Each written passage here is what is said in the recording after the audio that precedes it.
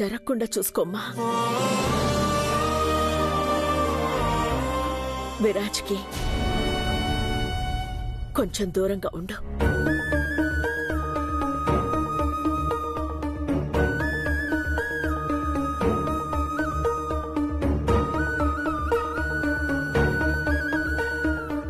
నేను చెప్పింది అర్థమైంది కదా?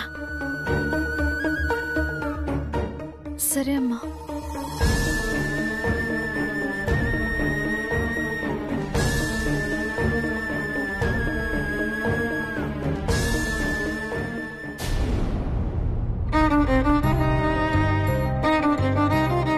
పృథ్వీ చాలా మంచివాడు. తనతో నీ జీవితం బాగుంటుంది.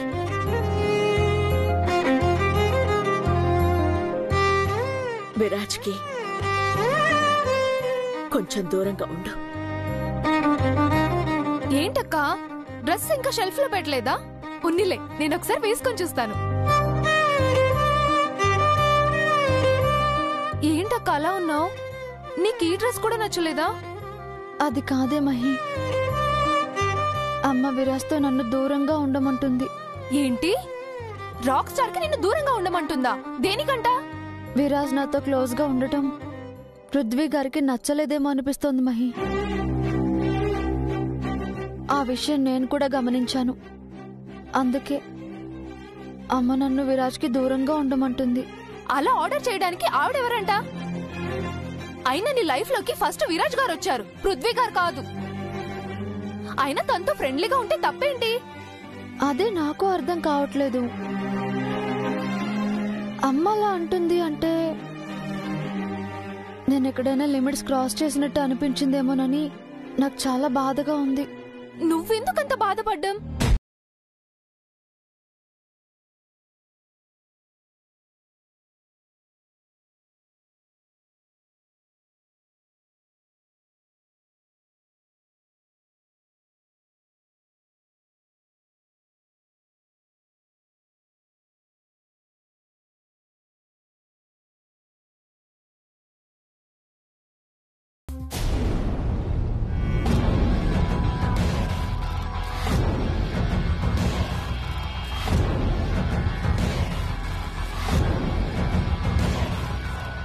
తొందరపడి ఒక కోయిల ముందే కూసింది.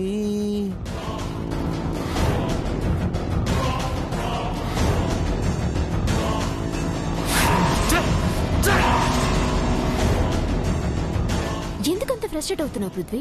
ఇప్పుడేమైందని? ఎందుకంటే ఆ విరాజ్ గాన్ని నేను ఏం చేయలేకపోతున్నాను కాబట్టి. చైత్రకి నాకు మధ్య వాడు చాలా పెద్ద డిస్టర్బెన్స్ అయిపోయాడు స్మైలీ. అందుకని ఇలా కోపడితే అన్ని ప్రాబ్లమ్స్ క్లియర్ అయిపోతాయా? వాణ్ణి నీ దారికి అడ్డు తొలగించు, లేదా చైత్రని నీ దారికి తెచ్చుకో.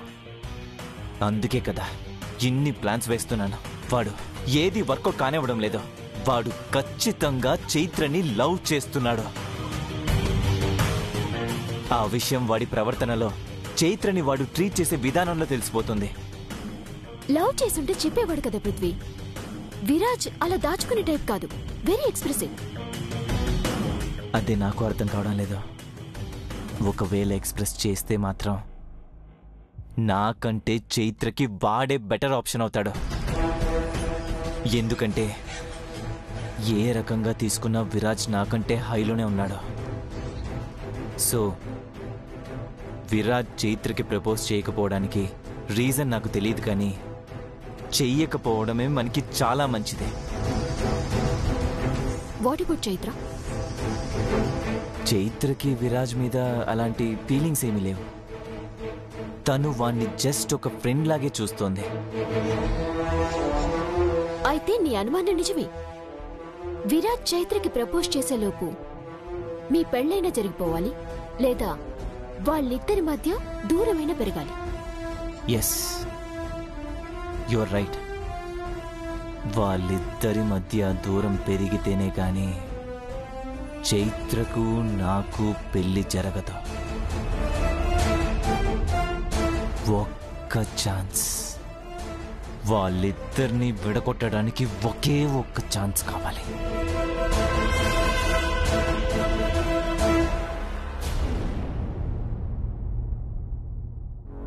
చూడండి సీతారత్నం గారు, మీరు చెప్పినట్టుగానే కోర్టులో ఇప్పటికే చాలాసార్లు చాలా రీజన్స్తో వాయిదాలు తీసుకున్నాను.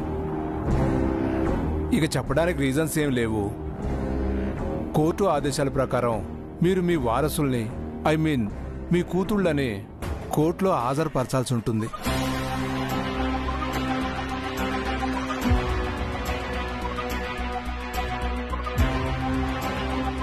లేదంటే ప్రాపర్టీ మీ చేయి జారిపోయే అవకాశం ఉంది.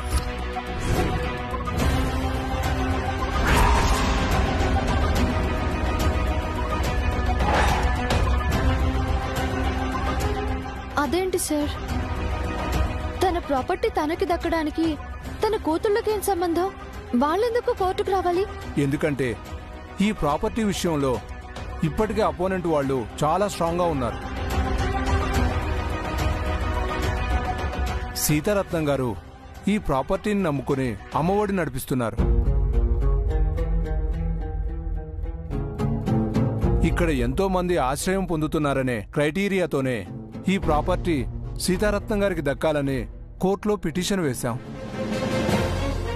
దాంతో కేసు సీతారత్నం గారికి ఫేవర్గా మారింది. కానీ ఆవిడ తర్వాత ఈ ప్రాపర్టీ టేక్ ఓవర్ చేసి అమ్మఒడిని నడిపించే వారసులు ఉన్నారని కన్ఫర్మ్ చేస్తేనే ఇది సీతారత్నం గారికి చెందుతుందని కోర్టు తీర్మానించింది.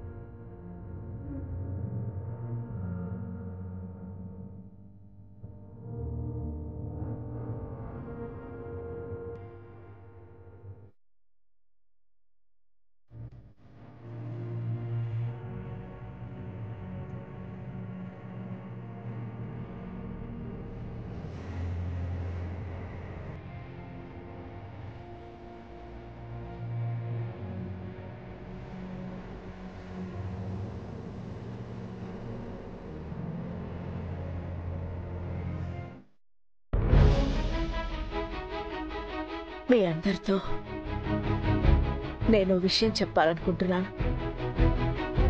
ఇన్ని రోజులు మీరంతా ఈ అమ్మ ఒడిని నమ్ముకుని బ్రతుకుతున్నారు. నేను కూడా శక్తి వంచన లేకుండా మీ అందరికీ ఏదో ఒక పని కల్పిస్తూ మిమ్మల్ని బాగానే చూసుకున్నాను అనుకుంటున్నాను.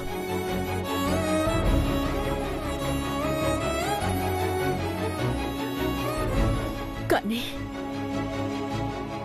ఇక మీదట కూడా అలాగే చూసుకోగలుగుతానన్న నమ్మకం నాకు లేదు.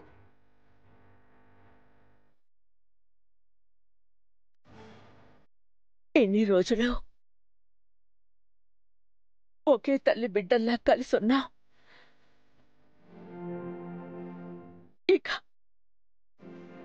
ఇక ఎవరి దారి వారు చూసుకోక తప్పదనిపిస్తోంది.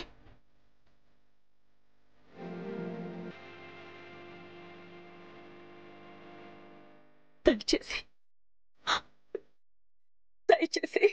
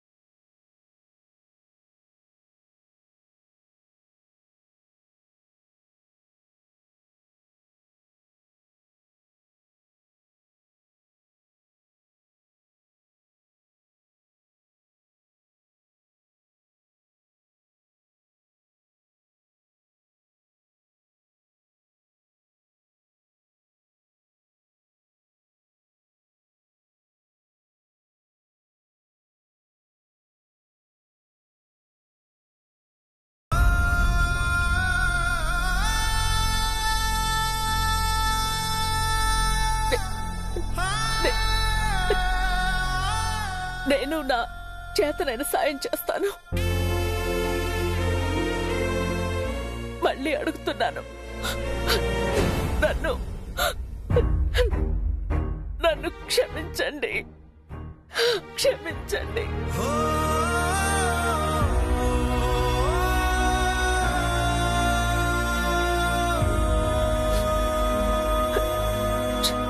క్షమించండి. అమ్మా అమ్మా సీతారత్నం అమ్మా ఏమైందమ్మా? సీతారత్నం గారు అమ్మా అమ్మా ఏమైంది? రమక్క వెళ్ళి వాటర్ తీసుకురా. సీతారత్నం అమ్మా అమ్మా సీతారత్నం మనమే లోపలికి తీసుకెళ్దాం పదండి. జాగ్రత్త.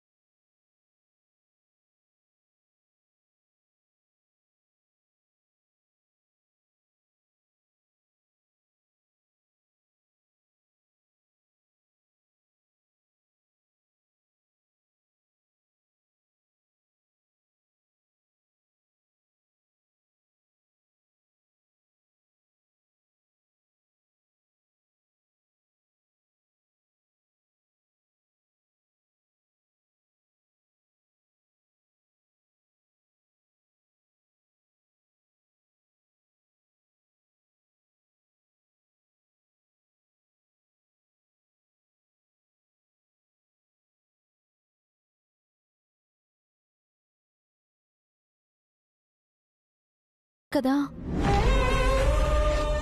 ఆలోచిస్తే ఏదో ఒక మార్గం దొరుకుతుంది. లేదు చైత్ర, నాకే దారి కనిపించడం లేదు. ఈ అమ్మ ఒడితో నాకు అందరికీ రుణం తీరిపోయిందనిపిస్తోంది. ఆ బాధను నేను తట్టుకోలేకపోతున్నాను.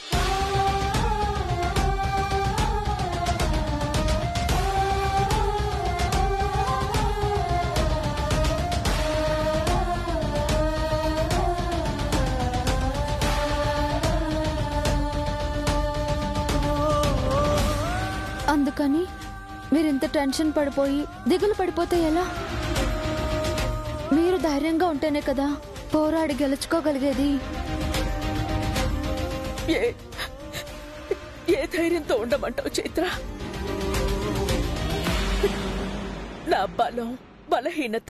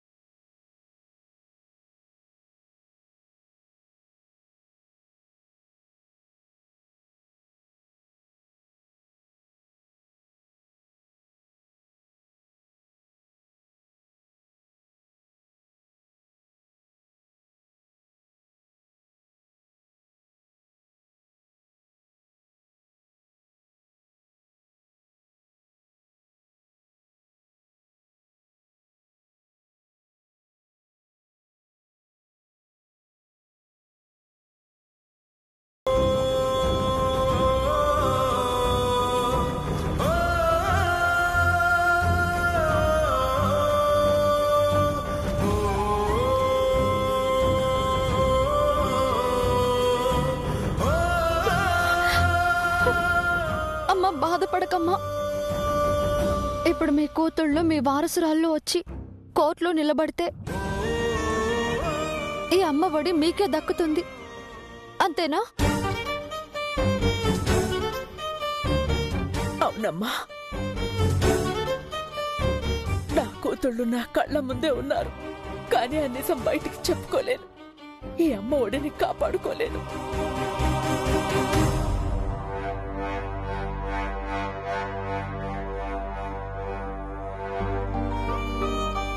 నా తలరాత చూసావా చైత్ర? అటు అమ్మలా నా పిల్లలకి దగ్గర కాలేకపోయాను. ఇప్పుడు నాకమ్మ లాంటిదైనా ఈ అమ్మ ఒడికి దూరం అయిపోతున్నాను.